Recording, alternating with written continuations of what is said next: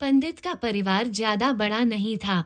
पंडित अपनी पत्नी के साथ अपने बहुत बड़े घर में अकेले रहते थे क्योंकि पंडित को कोई बेटा नहीं था और एक बेटी थी जिसकी शादी पास के गांव वाले एक श्रीमंत लड़के से हो गई थी।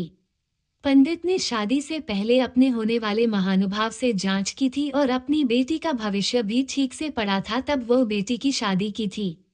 जुआ और शराब की बुरी लत ने उन्हें सड़क पर गिरा दिया था।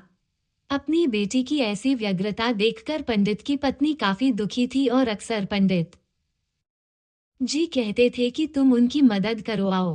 पंडित ने हमेशा अपनी पत्नी को ये कहकर उनकी मदद करने के लिए मना कर दिया था कि अभी कुछ समय तक उनका बुरा वक्त आ गया है। हम चाहते हैं कि हम उन्हें न मिलें। पंडित की ऐसी बातें जिससे उनकी पत्नी काफी दुखी हो गई थी और मन ही मन सोचती थी कि ऐसा कहा जाता है कि पंडित की पत्नी अपनी बेटी को इतनी खुशियों में देखकर भी उसकी मदद के लिए मना करती है। ध्यान दिया है उसका क्या, हमें कोई और औलाद भी है तो नहीं देखे। एक यही बेटी है और उसके लिए भी कुछ नहीं होगा तो पूर्वजों के लिए। पंडित ने ऐसा नहीं सोचा था। ऐसा नहीं है कि पंडित अपनी बेटी से प्रेम नहीं करता था, लेकिन उसने अपनी बेटी की कुंडली में इतने अच्छे से पढ़ा था और उसे पहले से ही पता था कि वह किसी भी लड़के से शादी करती है, लेकिन उसके जीवन में ये समय आने वाला था और बिना इसे चित्रित किया बिना किसी मुलाकात वाला था। एक दिन खाने के लिए भी मोहताज हो गए पंडित की बेटी और दोस्त उनके घर आए। पंडित ने और उसकी पत्नी ने दोनों का बहुत अच्छा प्यार किया और बहुत अच्छा खाना बनाया। डॉक्टर से सहायता, मित्र की दोस्ती नहीं हुई, इसलिए वह बिना ही बोले अपने घर वापस आ जाओ। लेकिन माँ तो माँ है, पंडिताइन से नहीं रहा गया और बिना पंडित की रिहाई के उसने चोरी छुपे भोली की लोधी के साथ सोने के सिक्के रख दिए और बेटी और दोस्त को दे दी ताकि बेटी और दोस्त की कुछ आर्थिक मदद हो सके। पंडित को ये भी पता चला था कि बेटी और गर्लफ्रेंड की शादी में उनसे मदद नहीं मांगी जा रही थी, इसलिए उन्होंने बेटी और गर्लफ्रेंड को भी दोस्तों की गर्लफ्रेंड के बारे में कुछ नहीं बताया। जाहिर सी बात है कि जब वो लोग घर पर ग्राहक लाद खाएंगे तो उन्हें सोने के सिक्के मिल जाएंगे, ऐसे बिना उनकी जादू ही उन तक मदद पहुंच जाएगी। सोचकर पंडिताइन मन ही मन अपनी बेटी की मदद के लिए खुशी होने लगेगी। पंडित के मित्र और बेटी उन दोनों का आशीर्वाद लेकर अपने घर से विदा हो गए।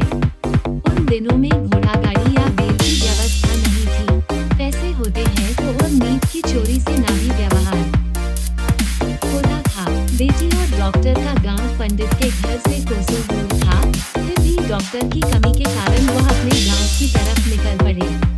थोड़ी ही दूर थे कि पंडित की बेटी के पैर में मोच आ गई और अब चलना भी मुश्किल हो गया। पंडित ने जब देखा कि उसकी पत्नी अब पूरी तरह से चलने में सक्षम नहीं है तो उसने अपना घर किराए पर ले लिया। दोनों पति पत्नी टांगे में घर तक पहुंच गए, लेकिन टांगे वाले को उनके पास पैसे नहीं दिए गए, इसलिए पंडिताइन ने जो बूंदी के लोधी थे वही किराया के तौर पर उस टांगे वाले को दे दिया। टांगे वाला बोरी के लोध को लेकर वहां से चला गया। टांगे वाला अपने घर की तरफ जा रहा था तब उसे एक हलवाई की दुकान सौंपी गई थी। उसने सोचा कि मेरे घर के लोगों का पेट फूलने वाला है, इससे अच्छा मैं इन गोलियों के लोधों को बेचकर उनसे कुछ चावल खरीद लेता हूँ। टांगे वाले ने बंदूकी के लोध हलवाई को नीचे दिया। जिस गांव में वह हलवाई रहता था उसी गांव में एक आदमी ने अपने घर पर पूजा रखी थी और उसी पंडित को उस पूजा के लिए बुलाया था। पूजा में प्रसाद के लिए उस आदमी ने वही हलवाई से ढोली के लोथ लिए जहाँ पर उस टांगे वाले ने अंतिम संस्कार किए थे। हलवाई ने भी उस आदमी को टांगे वाले से पहले ही लोधी बना दिया था ताकि वो बुरा न हो जाए, क्योंकि उसे पता ही नहीं था कि यह लोधी कब बना है।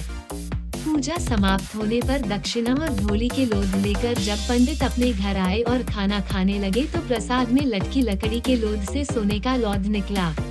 इस घटना को देखते हुए पंडिताइन की नजर से तूफान फूट पड़ा। पंडित ने जब पंडिताइन से उसके रोने का कारण पूछा तो पंडिताइन ने पंडित को सब कुछ बताया और पंडित ने उनकी बातों पर विश्वास न करने के लिए उन्हें माफ कर दिया।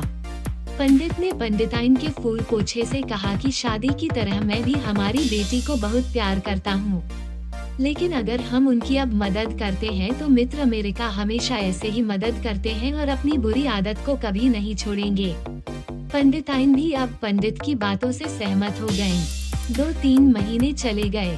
पंडित के मित्र और बेटी फिर एक बार अपने घर आए और इस बार उनकी स्थिति पहले से बेहतर थी, क्योंकि पिछली बार खाली हाथ जाने के बाद मित्र ने नया काम शुरू किया और अपनी सारी बुरी आदतें भी छोड़ दी थी।